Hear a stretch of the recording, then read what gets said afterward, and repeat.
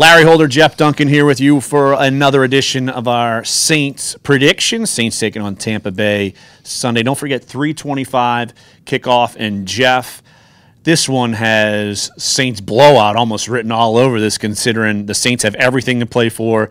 Tampa Bay, the players, they don't have much to play for, and yet the coaching staff and maybe the GM, they might know that they're on their way out up in Tampa. Yeah, a lot of rumors going around down in Tampa that there could be not only a coaching change, but maybe even a turnover in the front office. Potentially, John Gruden might be moving in there. That would be fascinating, but you're right. I don't know what Tampa has to play for in this situation. The Saints have all the motivation. They have to win the NFC South, secure a home game in the playoffs. So I think the Saints are going to be all in. We just don't know what Tampa team's going to show up because the last 2 weeks they've played Carolina and Atlanta, very tough, but lost each time. So you just don't know if they're maybe tapped out motivationally. Yeah, you're wondering if they've just run out of gas. And you saw by the end of last week's game, Jameis Winston goes nuclear and teammates are having to pull him aside and coaching staff, and it's kind of falling apart for the Tampa Bay Buccaneers.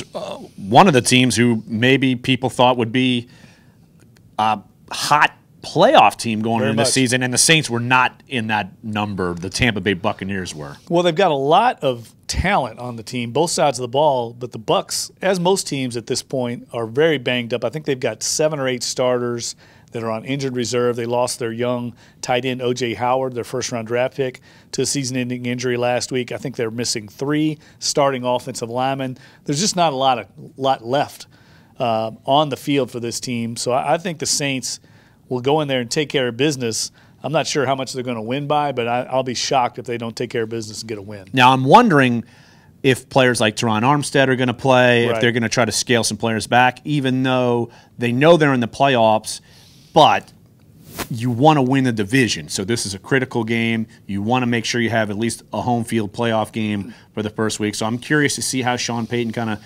navigates this lineup. We saw Haley Kikaha also leave last week, and we've seen so many players already injured this year, specifically on defense, that I'm curious to see how Sean Payton plays this with some of his players. I think he's going to want to continue the momentum that they have right now. Coming off that big win against Atlanta, it'd be easy to have a letdown.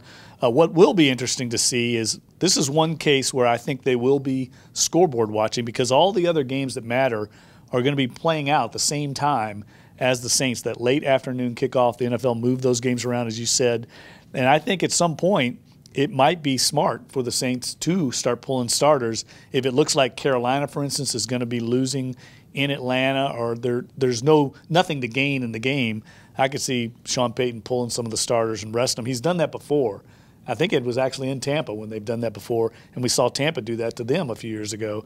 So it'll be interesting to see how he plays this game out. Be interesting to see if they get Taysom Hill or Chase Daniel. Oh, you want to see some craziness. I know it. Yes, I want to see Taysom Hill. I'm intrigued by the guy. I don't think that's going to happen.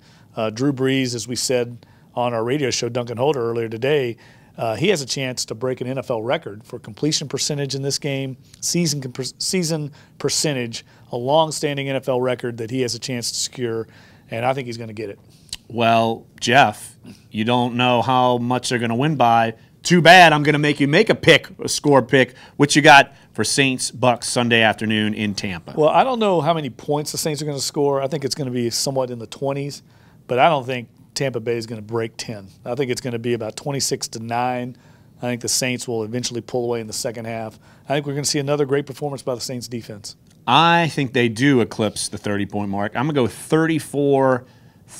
I think it's going to be a big blowout. I think Tampa has nothing to play for. I think the Saints fans are going to be there in droves. They'll do the daily double. They'll go to the Saints-Bucs game, get in their car, go to LSU, Notre Dame at the Citrus Bowl, and Tampa Bay tickets, they will be giving them away, I'm sure, walking into that game. A few years ago, I remember this very similar scenario playing out, and black and gold took over Raymond James Stadium. The entire lower bowl was all Saints fans. I think it's going to be like that again Sunday. I would agree. So for Larry Holder, for Jeff Duncan, thanks again for joining us. And guess what? You got at least one more week of predictions because we got playoff time, so it's going to be good. So follow our coverage of all things Saints here at NOLA.com and in our print editions of the Times-Picayune.